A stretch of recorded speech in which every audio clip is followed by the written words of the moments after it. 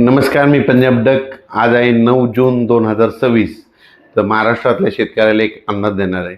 तर राज्यातल्या सर्वप्रथम शेतकऱ्याला सांगू इच्छितो की राज्यामध्ये महाराष्ट्रामध्ये मान्सूनचं आगमन झालं आहे. पण ते कसं झालं आहे, दक्षिण महाराष्ट्रामध्ये काही जिल्ह्यामध्ये झालं, म्हणजे काही सांगली, सातारा, सोलापूर, कोल्हापूर, बीड जिल्ह्यामध्ये काही भागातच झालं आहे, लातूर जिल्ह्यात काही भाग, पण सर्वदूर झालेलं नाही. म्हणून हा अंदाज सर्व शेतकऱ्यांना लक्षात यायचा. तर मग पुढची परिस्थिती काय राहणार आहे, तर उद्या 10 जूनला तुम्हाला एक सांगू इच्छितो. 10 जूनपासून काय होणार, आणखीन मराठवाडा आणि दक्षिण महाराष्ट्राकडंच, म्हणजे ना इकडल्या भागातच आणखीन मान्सून राहील.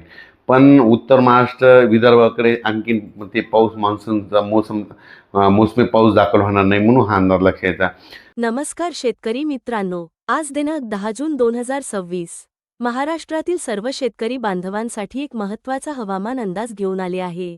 हवामान अभ्यासक पंजाबराव डक यांच्या अंदाजानुसार राज्यातील पुढील काही दिवसांमध्ये पावसाची परिस्थिती कशी राहणार आहे, याची सविस्तर माहिती आजच्या व्हिडिओमध्ये जाणून घेणार आहोत.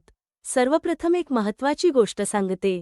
महाराष्ट्रात मान्सूनचे आगमन झाले असले तरी तो अद्याप संपूर्ण राज्यभर पोहोचलेला नाही.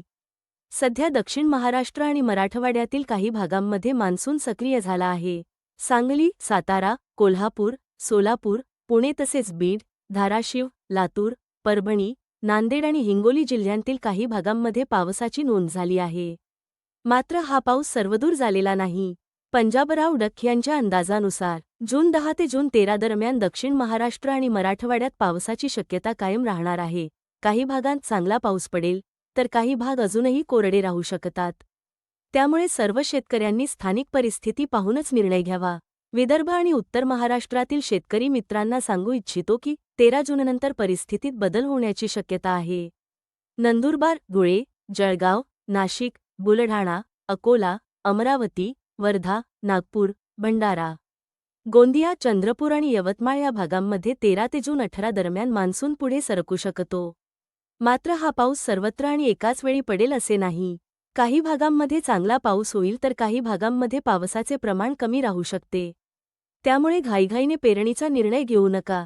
पंजाबराव डक यांच्या मते यावर्षी पेरणीचे 3 टप्पे राहू शकतात. पहिला टप्पा 7 जून ते जून 14, दुसरा टप्पा जून 20 ते जून 30, तिसरा टप्पा जुलै 10 ते जुलै 15. दक्षिण महाराष्ट्रातील ज्या भागांमध्ये पुरेसा पाऊस झाला आहे आणि जमिनीत चांगली ओल निर्माण झाली आहे, तेथील शेतकरी स्थानिक परिस्थिती पाहून पेरणी करू शकतात. मात्र ज्या भागात फक्त वरवरचा पाऊस झाला आहे, त्या ठिकाणी पेरणीची घाई करू नका.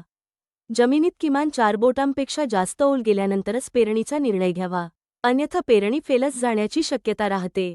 उत्तर महाराष्ट्रातील मिरची, कापूस आणि इतर पिकांची लागवड करणाऱ्या शेतकऱ्यांसाठी देखील हा अंदाज महत्त्वाचा आहे. नंदुरबार, धुळे, जळगाव, पारोळा, नाशिक आणि परिसरातील शेतकऱ्यांना 13 ते जून 18 दरम्यान विखुरलेल्या स्वरूपाचा पाऊस मिळण्याची शक्यता आहे. जून 20 ते जून 30 दरम्यान राज्यातील अनेक भागांमध्ये पावसाचा जोर वाढू शकतो. या कालावधीत बहुतांश भागांमध्ये पेरणीयोग्य परिस्थिती निर्माण होण्याची शक्यता आहे. तरीही काही भाग पावसापासून वंचित राहिले, तर 10 ते जुलै 15 दरम्यान येणाऱ्या पुढील पावसामुळे उर्वरित शेतकऱ्यांनाही पेरणीची संधी मिळेल. शेतकरी मित्रांनो, हवामान हा सतत बदलणारा विषय आहे, त्यामुळे अंदाज हा मार्गदर्शक म्हणून घ्यावा. अंतिम निर्णय घेताना आपल्या शेतातील ओलावा, स्थानिक हवामान आणि कृषी तज्ज्ञांचा सल्ला लक्षात घ्यावा. अचानक हवामानात मोठा बदल झाल्यास नवीन अपडेट दिला जाईल. व्हिडिओ आवडला असेल तर लाईक करा, शेअर करा आणि चॅनलला सबस्क्राईब करायला विसरू नका. धन्यवाद.